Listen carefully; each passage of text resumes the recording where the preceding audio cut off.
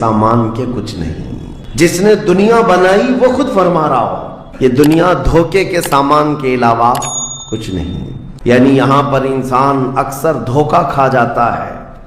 دھوکے کا مطلب یہ نہیں ہے کسی دوست سے دھوکہ کھا رہا ہے، بلکہ وہ پوری اپنی زندگی میں دھوکہ کھایا ہوا ہے۔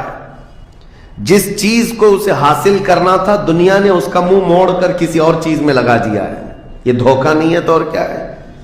میں آپ کو ایک بات بتا دوں، آپ گھر سے نکلے تھے، سامان سب باندھ کر کے دلی جا رہے تھے، اسٹیشن پر کسی نے پکڑ لیا اور کہا آؤ چلو میں تمہیں ٹرین میں بٹھا دیتا ہوں، اور اس نے تمہیں دلی کی ٹرین کی بجائے تمہیں مدراس کی چنئی کی ٹرین میں بٹھا دیا، بیٹھ گئے تم۔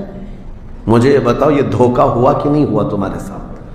بہت بڑا دھوکہ ہوا کہ منزل تمہاری کہیں اور تھی، تم کہیں اور چل پڑے۔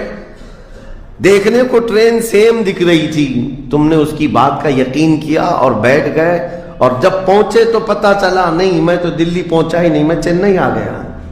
زندگیاں اسی طرح سے گزر رہی ہیں۔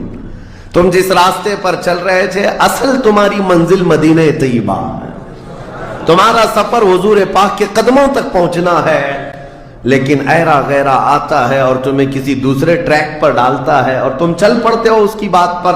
اسی لیے قرآن نے کہا یہ دھوکے کے علاوہ کچھ نہیں ملتا یہاں پر۔ دنیا اور دنیا داروں پر تم کبھی بھروسہ نہ کرنا، تم اپنی منزل پر ہمیشہ توجہ رکھنا۔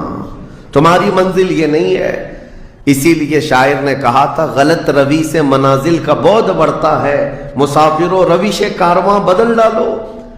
تم ٹیڑے میڑے چلتے رہو گے تو منزل لمبی ہو جائے گی، فاصلہ دور ہو جائے گا، اس لیے چلنے کا طریقہ بدل ڈالو، تمہارا سفر آسان بھی ہو جائے گا۔